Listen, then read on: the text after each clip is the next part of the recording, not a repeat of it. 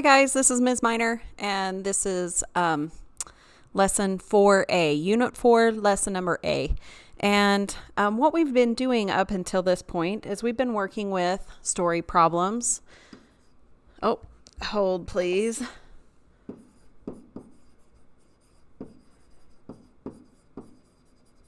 And so a context is a story problem, right? It's a real world situation. And we've been taking story problems and we've been turning them into equations. And we've been using this setup, y equals blank x plus blank, where we look for certain words, every, right? We look for these certain words in order to be able to fill in the blanks here from our context.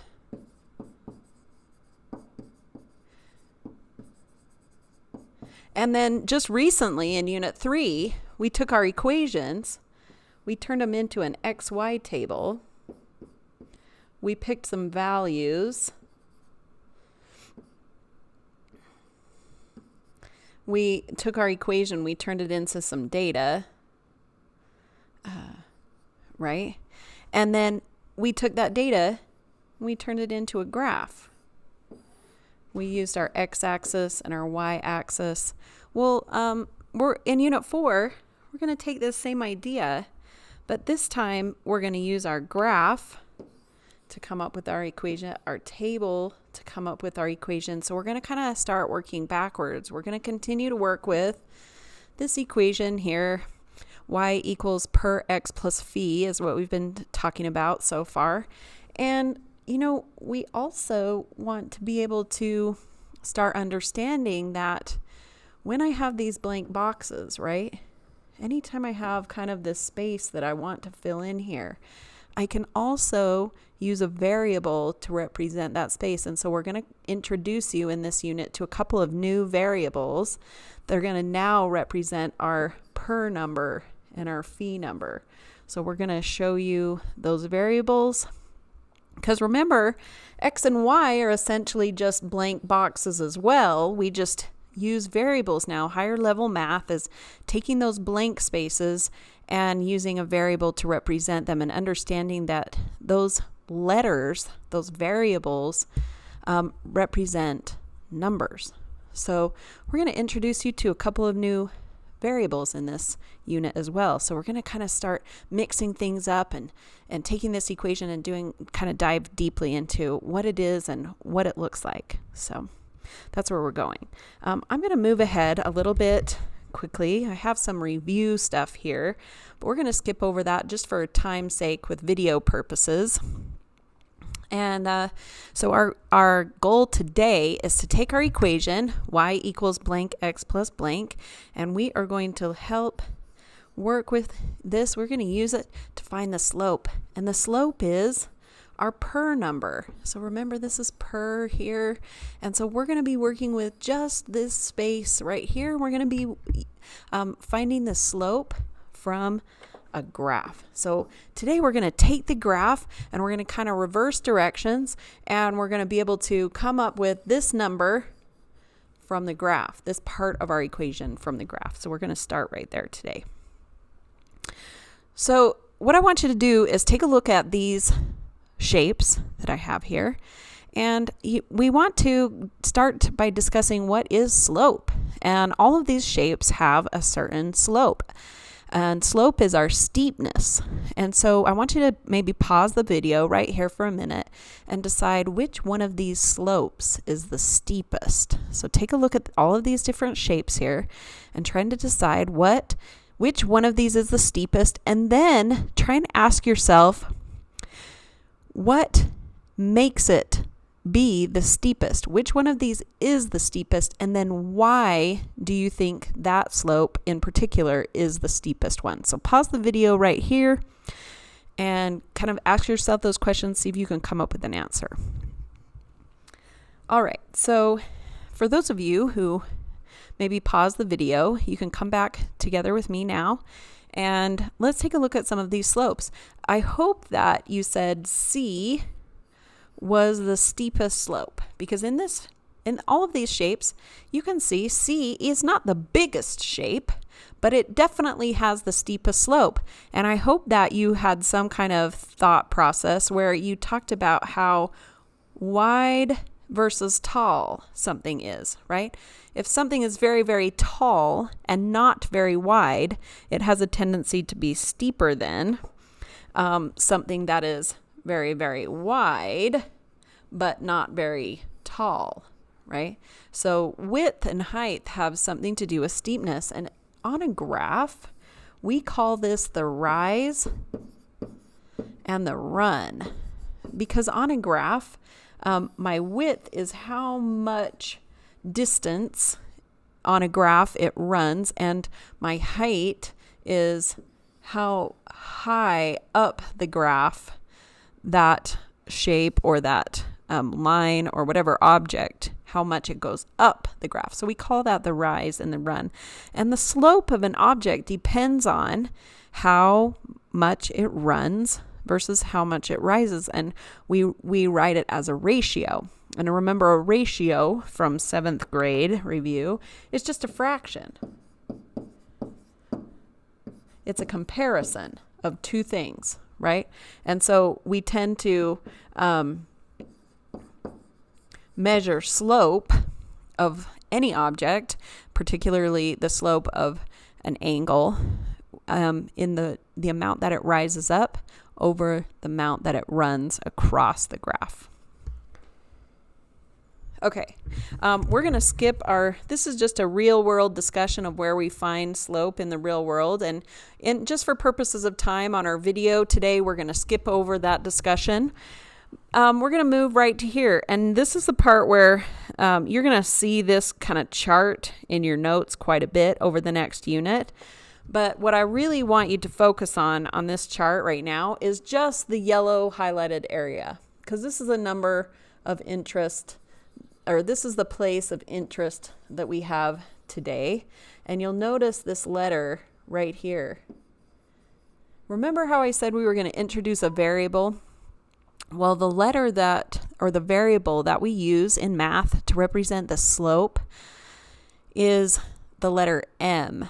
And so the letter M, whenever you see that variable in math, it is most commonly used to denote the slope of an object. So we're going to use the letter M to represent our per number. When you see the letter M, you will know that you are finding the slope or the per number. And remember, this letter or this blank space in my equation, if I have a real world context, I can look for these words: per, each, every, number of items. Those are all the things that we use to look for. And now we know that it is the slope of the line or the object in question. And we can still, if we have a story problem, we can still look for those words, right? We are looking for the slope. Okay, and so here it is written out. This space right here that we used to call per is actually called the slope. And this equation is the slope-intercept equation. Slope-intercept equation. That is its real name. That is its mathy name. And so we're just kind of trying to give some math vocabulary here. We're going to start right here. We're going to talk about the y-intercept part of this equation later in this unit. But for right now, we're just going to focus on the slope. And on a graph, the way that I determine the slope is I use this ratio or this fraction of rise divided by run, or rise over run. And so that's where we're going to start our lesson today. These all are things that mean the same as slope on a graph. Per, each, that's if I have a word problem. This is its variable. This is its actual math name, the slope. And then on a graph, we are looking for the rise over the run, and that is also the slope. It's just the slope from a graph. Now, if I have a table We're going to save table for later, but this ratio over here is also the rise over the run. It's just that we're finding it from a table, so it looks different. So we'll talk about a table the next time we come to class, but in the next lesson. But for today, we're just going to focus on finding slope from a graph. Okay, so the first thing that we have to do before we can find slope from a graph is we have to be able to pick good points on a graph. And if you've been in my face-to-face class, we talked about finding good points on a graph before. What we are looking for on a graph is where x is a whole number and y is a whole number. So if I have this first line, let's call this one number 1. We'll call this one number 2, so you know which graph I'm referencing. This one will be number 3, and this one will be number 4. Looking at graph number 1, I want to find a place on that blue line where the x value is a whole number and the y value is a whole number. And those are what constitute, in quotations, good points on a line. What I want is to find a place on this blue line where the x value is a whole number. So how do I know where x is a whole number? Well, anywhere where one of these vertical lines on the graph is, that is where x is a whole number. So any of those places, but I also at the same time have to find a place where y is a whole number. So all of these green lines. And if you'll notice, anywhere where those vertical lines and horizontal lines cross each other, right, that is where x is a whole number and y is a whole number. So now I just have to look at this line and pick out all of the good points. And so I'm going to go through and I'm going to mark some of the really good points on this line. And I want you to ask yourself, why are these the really good points on the line? And the reason why I call, and really, I mean, this is not a technical term, right? This is just a Ms. Minor, a Mrs. Zeider term. A good point is where x is a whole number. So if you look right here at this one point, x is a whole number there and y is a whole number there. Anywhere where the x value and the y value meet up, anywhere where it's one of these crossing places, right? That would be a good point because the x value and the y value are a whole number there. And each one of these points that's on a line is also on an x value and a y value. And so I can see, right, exactly what the x value is and exactly what the y value is there. And so, I hope you can see why I've chosen those as good points. And we have to be able to identify these really good points because I don't want to pick a point in here where I'm going to have to estimate maybe what that x value is. I want to know this is where x is 1, this is where x is 2, this is where x is 3, this is where x is 4. So if I pick a really good point right here, I know the x value right there is definitely 4. And I know that the y value right there is definitely negative 4. So I want to be able to find those points where I know exactly what the x value is. Because here's the thing.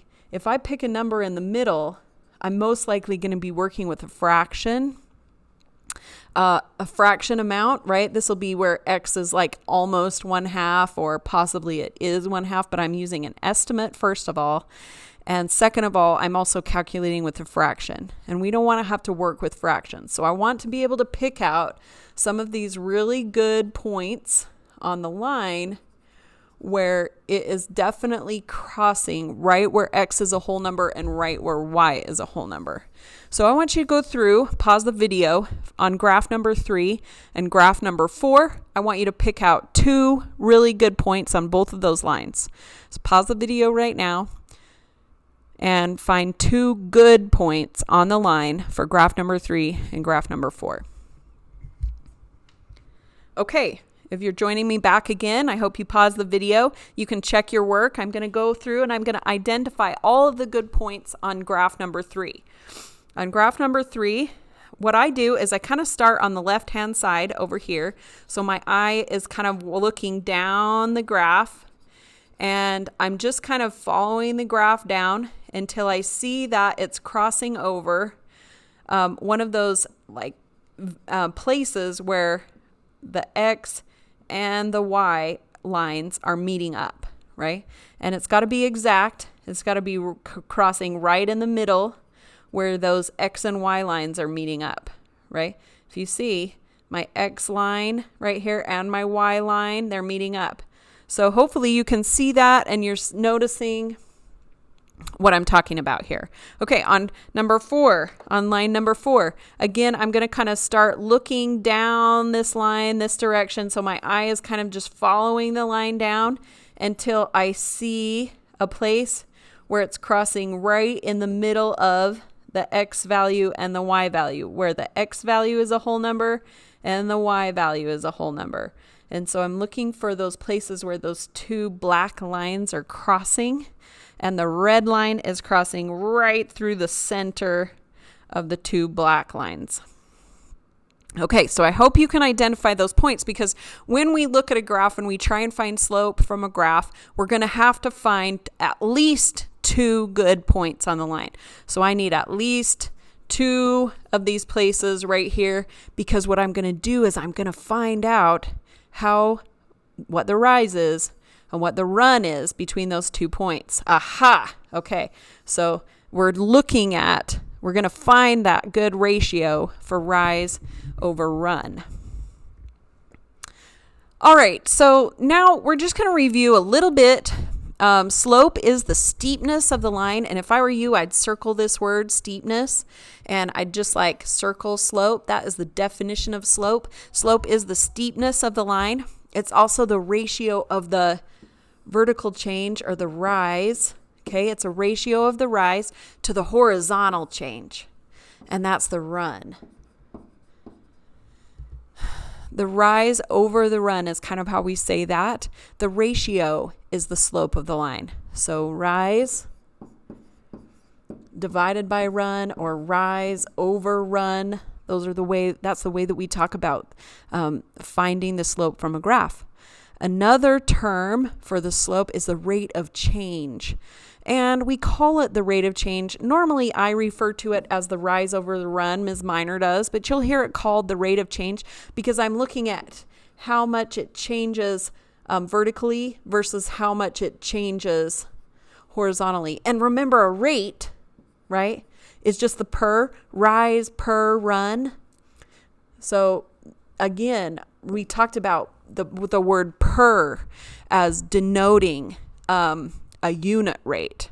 Well, in this case, slope is actually the rate of change. The change in the height versus the change in the width. Okay. There are 4 different types of slopes that we can have. Okay. And so let's kind of just think about our equation that we've been using, y equals blank x plus blank, right? And we've already kind of seen some of these things happen. If I put a positive 2 here, right, then my graph should be going up. It is a positive slope. If I have a positive number in my per, right, it is an increasing graph. We've already seen that happen, right? What if I had a negative number? Remember when we were talking about the hot air balloon was one of our examples, and the hot air balloon was going down some number of meters per second, right? If I have a negative number there, I get a negative slope, or a slope that is going down. A positive number in the per spot, a positive number for my slope means I'm going to go up, right? A positive number. And you could even write an equation here that was an example, 2x plus 1 or something like that, right? Over here, you could say y equals negative 2x plus 1. And then, you could maybe just circle this number is negative, this number is positive. I don't know, just something to help you remember something you already know. We've already kind of seen how this happens in the real world. Okay, an undefined slope. Ms. Miner kind of likes to think about when I'm skiing, right? When I'm skiing, if I have an undefined slope is a vertical line.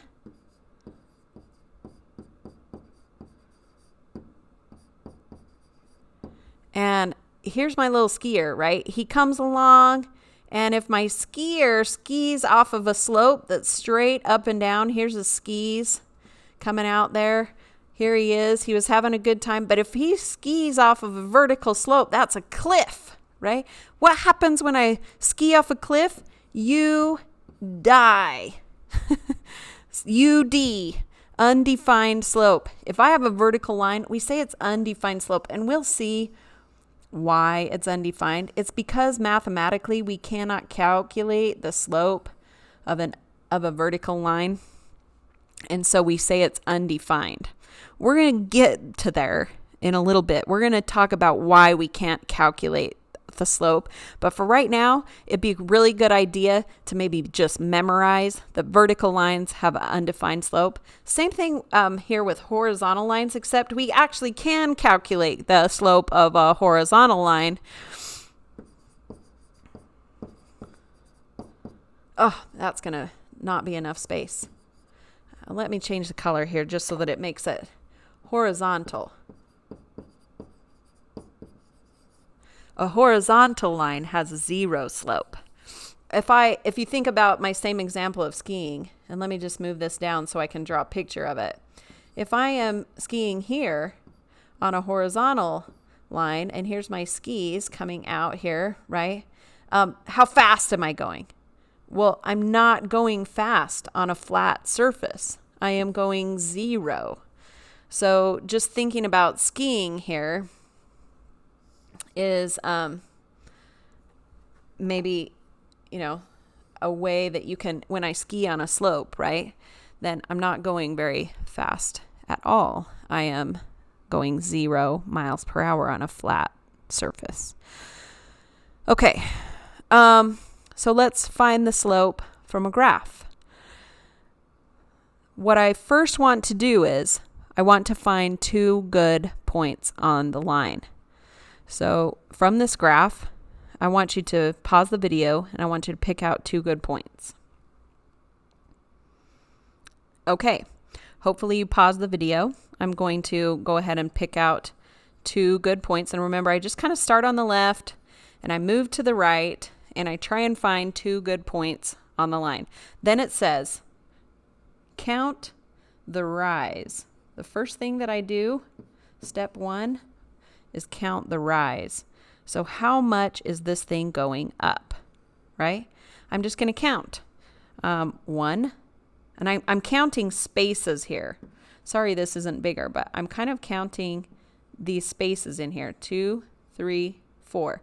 I had to go up 4 spaces, and then I write it down. That is my rise. How much did I rise up? Then I count the run. Part 2 is count how far. So this was 1. This is 2. Count how far it runs over. I do the same thing. 1, 2, 3, 4, 5, 6. It ran 6. The rise was 4. The run was 6. And then if I need to, I reduce my fraction because 4/6 is the same as 2/3. That's my slope. So from a graph, all I have to do is find 2 good points and then count the rise, put it over the run. My slope is 2/3. Now, where would I see this in the real world? Well, this would be the same as saying like $2 per 3 items. So if it was like $2 to buy 3 apples or $2 for every 3 candy bars or something like that. In the real world, this is a per, right? 2 per 3. And so this could be dollars per item, right? It could be 2 miles for every 3 minutes. So it could be miles per minute, right? But we're talking about something like that in the real world. Okay, we're going to skip over slope from a table for right now. That's not part of our lesson for today. We're just going to practice finding slope on a graph. Okay, if I use the line to graph, what I want to do is I want to take, I want to kind of create a triangle. What I like to do is I like to pick my good points and then I like to create a triangle. On your notes, it says create a triangle using points B and C. So B and C, and it doesn't matter if you create your triangle this way or if you create your triangle this way. Either one is fine. And it doesn't matter which you use. I tend to do rise first and then run, but it won't make a difference. You can do it either way. And then it says create another triangle using points A to D. So D is going to come all the way out to here and up to A. Okay. Are the two triangles similar, identical, or neither? And so you can pause the video maybe and answer question number 1. If you answered similar, nice job. These are two similar triangles, right? They are definitely not identical, but they are similar triangles. What is the slope of the triangle that connects points B and C? So I need to count the rise over the run. So the rise here is 1, 2, 3. And the run is 1, 2, 3. And then I always have to look at my graph and say, what kind of slope do I have here? And this is a decreasing slope. We always read from left to right. So maybe what we want to do is make ourselves a note that says read from left to right, just like a book. We always read our graph left to right. And if my slope is going down, it is a negative slope. So I have to make that be a negative number. If I had an increasing graph that was going up from left to right, that would have been a positive number like our last one was. But because this slope is going down, I have to make it be a negative slope. So this slope is going to be a -1 because I always have to reduce my fraction, right? 3 divided by 3 gives me a -1 slope. So my per number in this case is -1x, right? And then we would say plus whatever my phi number is. We're going to talk about finding that number later. Okay. What is the slope? -1. What is the slope of the triangle that connects A to D? So now I'm going to count here 1, 2, 3, 4, 5, 6, 7, 8, 9, 10. 10 is my rise over, let's count this one, 1, 2, 3, 4, 5, 6, 7, 8, 9, 10. And again, I have to make it negative because the slope is going downhill. And so then I want to reduce this fraction, -10 over 10, which would also give me -1.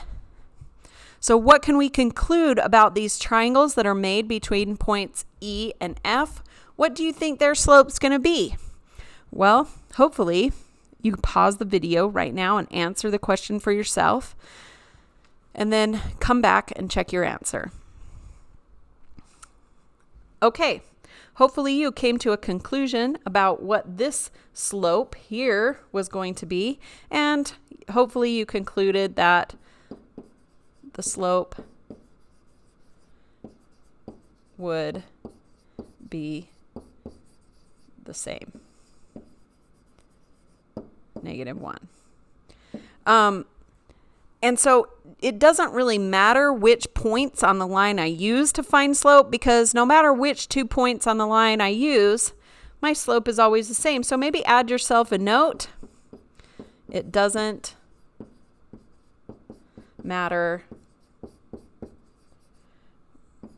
which 2 points on the line. The slope is always the same.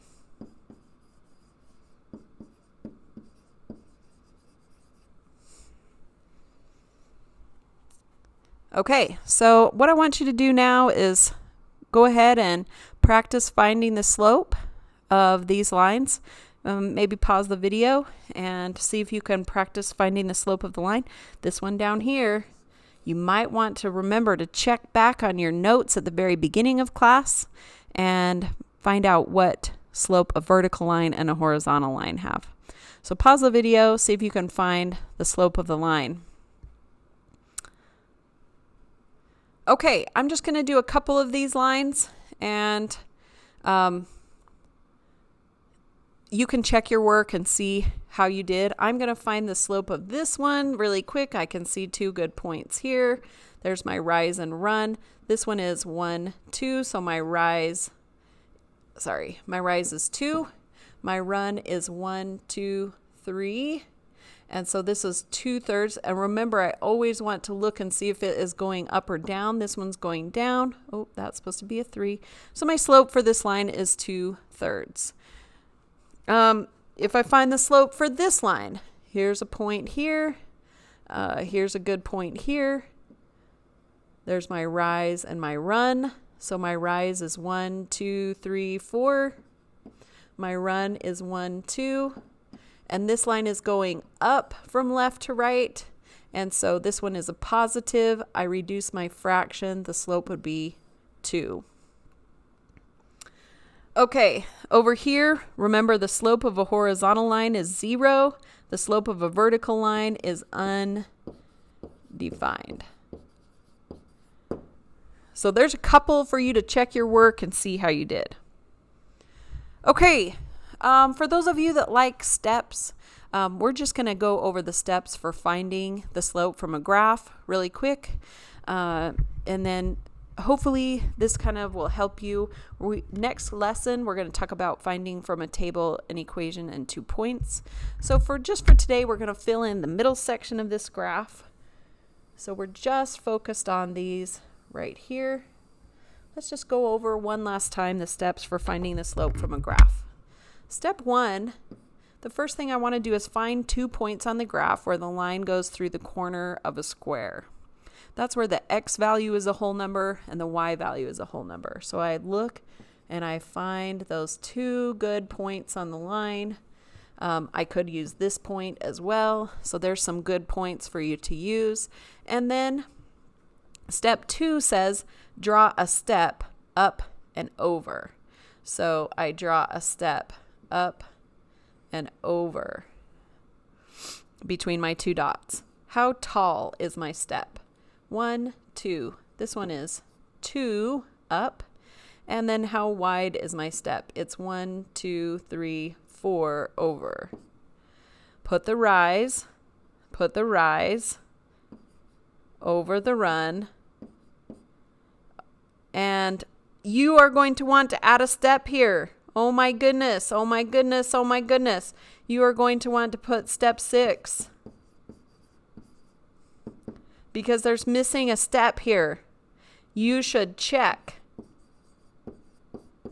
if your slope goes up or down. If it's up, it's positive. If it's down, it's negative. Oh, this is so important. I can't believe that I left this off. If you are looking in your notes right now, please make sure you write in step 6. Check if your slope is positive or negative. This slope, if I start on the left-hand side and move to the right-hand side, right, that line goes down. And so this is going to be a negative slope. And I always want to make sure I simplify. So the slope of the line here is negative 1/2. Please add step 6. We have to check and see if our slope is positive slope or a negative slope every time. Okay, on your assignment today, this is one of the problems straight off of your assignment, and it's asking you, Chris Runs each day as part of his daily exercise. The graph shows his distance from home as he runs his route. Now, the first thing that you're going to want to note on this is that my scale is going up by 200. So if this line right here is 200, then this line here is going to go up by 200. This line is going to go up by 200. Each of these is, so this would be 400. This would be 6. This would be 8. So make sure you're counting your Y values or your meter values, because this is in meters, correctly. It says calculate his rate of change. That is slope. Calculate his slope or his speed, right? Meters per minute for each segment of the graph. So from here to here, from A to B, how fast was he going? Let's see if we can figure it out. I need to get my 2 points on the line. I need to draw in my triangle. And remember, from here to here is 200. So that's 200. This is how many seconds? Well, from there to there, that's 5. So each one of these is 1 second. So 200 is my rise. 200 is my rise. Over 5 seconds is my run. So what is his speed, or what is his slope, or what is his rate of change? All of these things are the same thing in this problem, right? 200 divided by 5 is 40 meters per second. All I have to do is reduce. And so for each section, let's do one more together. For each section, we're going to pick our 2 good points. So between B and C, I'm going to draw in my rise and my run, and I'm going to count. This was 200, 400, 600, 800. That's my rise. And then this is going over by 1, 2, 3, 4, 5 more seconds. So between B and C, my rise was 800. My run was 5 seconds. So how fast did he run there? Well, let's reduce this. You can put it in your calculator. Remember, any fraction, any ratio is just dividing. So 800 divided by 5.